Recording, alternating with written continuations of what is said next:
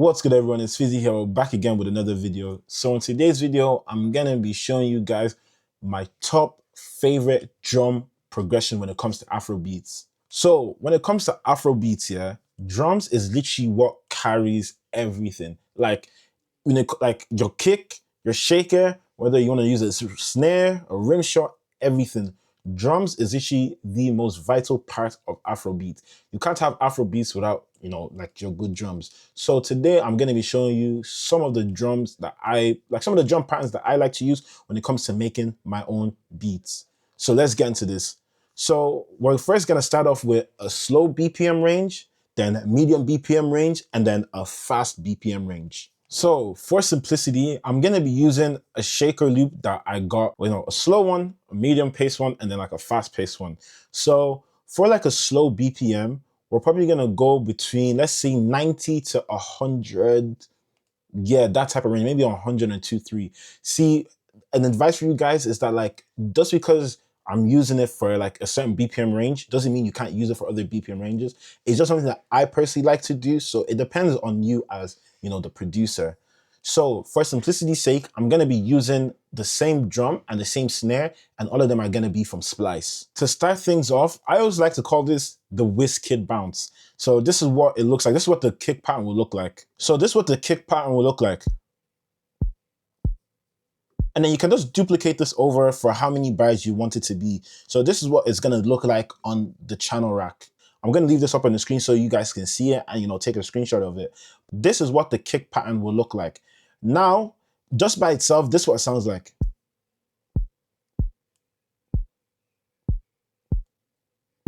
And again, it's very, very slow. And that's what you want, like, is a nice chill beat. So now if I now add in the rim shot, this is what the rim shot would look like.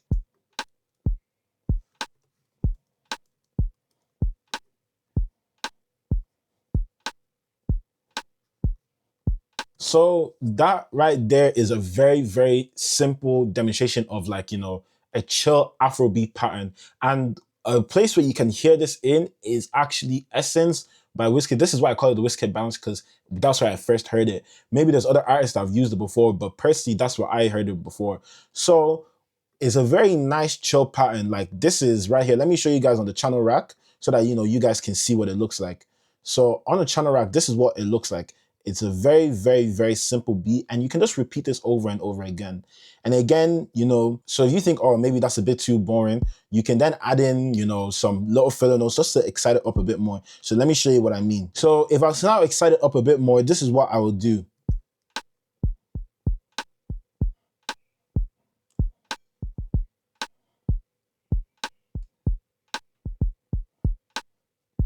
See, right there, just now has a bit more bounce and a bit more groove.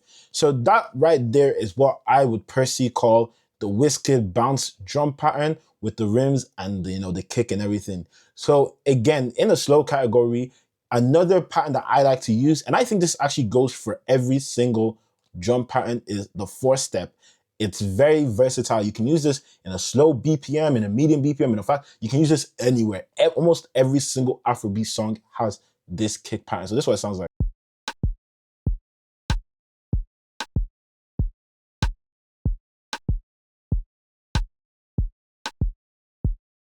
See, it's very, very, very, very simple. It's literally very, very simple. There's nothing too fancy or too slow about it. So it's just one of those where like, it depends on what type of vibe you're going for. This pattern typically, comes with like more grooving, like you want to dance and everything. Whereas the other pattern I just showed you is more for someone that wants to just, chill. Like they just want to like have a nice, like a little swing to their beat and everything. So this one is more if you want to like, step, step, step, maybe dance a little bit. So what I'm now going to do is now go to my 105 BPM. This is what I would like to do in, in a more medium pace, like type beat. And again, it's very similar to that of the 4-step count, but I like to just add in it's just a little variation, just a little bounce. So what I like to do here is just add in like just before the, the end of the beat. And I just add in, sorry, I meant to say, just before the end of the bar, I add in another, note just for the half step. And I do this for every like, other bar or so. So this is what it sounds like.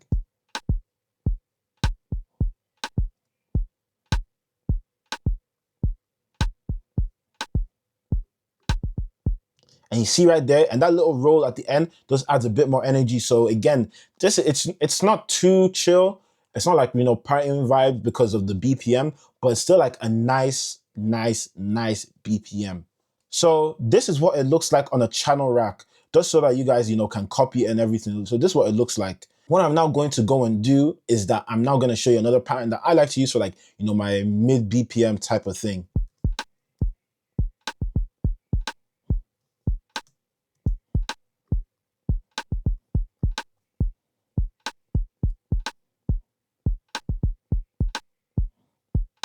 So that right there is what I would also use for like a medium BPM type beat. Again, it has a bit more energy, a bit more groove, and a bit more swing to it as well. So this is what it looks like on a channel rack. And again, I'm gonna keep it up here so you guys can, you know, screenshot it, you know, record it, you know, practice it yourself in your own, you know, project and everything. So personally, I really like this one because again, it just adds a bit more groove and a bit more bounce to the beat and everything. And again, as you can see, I kept the rim shot the exact same. For me personally, this rim shot here is like the universal template for all rim shots when it comes to Afro beats. You know, you can just have this here. You know, you might add in a bit more notes or take some out. It's up to you how you want to do it. But personally, I think this is like the go-to beat when it comes to, you know, your Afro beats, rim shots. Now, what I'm now going to do is that I'm now going to increase the BPM to, let's say, 117, 118. Now, this is more for your fast-paced BPM. This is like 113 upwards. And again, you could also start off with, you know, your 4-step pattern. And this is used in almost every single Afrobeat beat. Like, you know, Asake uses it, Burna Boy uses it, Wizkid, Davido, Marvel, literally everyone uses this, you know, like 4-step pattern. And again, this is what it sounds like.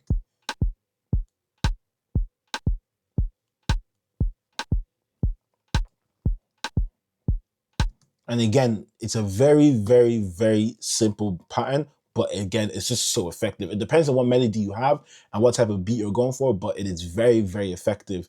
Now, I'm now gonna spice up. This is what I like to use sometimes when I'm recording my own drum patterns. So this is what it looks like, and this is what it sounds like.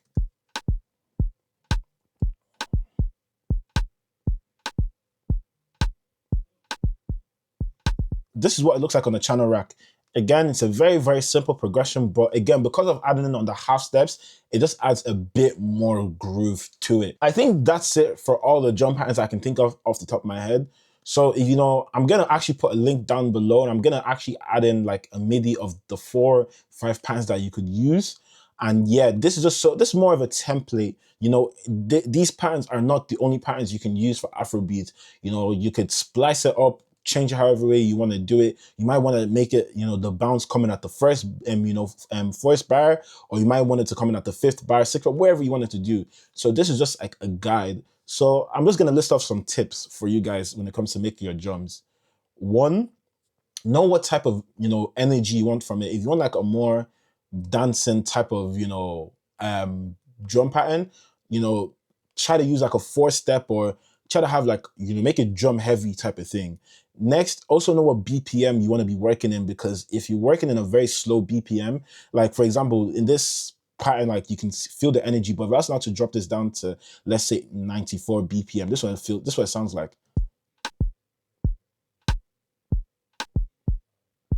Again, it doesn't. Like it's still the exact same thing, but it's very slow. So again, the energy isn't really there. Next, I would then say sound selection is very important as well, because you know you can't be making like a nice drum pattern if your drum sounds aren't really the best. So personally, I always recommend Splice. That's where I get a lot of my sounds. Or you could also check out your, you know, favorite producers. You know, some of them have some drum kits as well and everything. So that's what I would recommend. So those are some of the tips I would give as well. And yeah, so that's the end of the video, guys. I just want to say a massive thank you for all of you that, you know, watch me and everything, and like and comment and everything. We've hit 1,000 subscribers as well. So again, a massive thank you to all of you. So one thing I'll say is that make sure to subscribe to the channel, because at the end of February, I'm going to be releasing my drum kit. So in my drum kit, sorry, let me just say my kit, because in my drum kit, like, or in the kit, I should say, it's going to be some loops, some midis, some drum sounds, and all these other things. So yeah, make sure to stick around for that as well. And yeah, thank you all of you for watching. And yeah, that's it from me, everyone. Peace.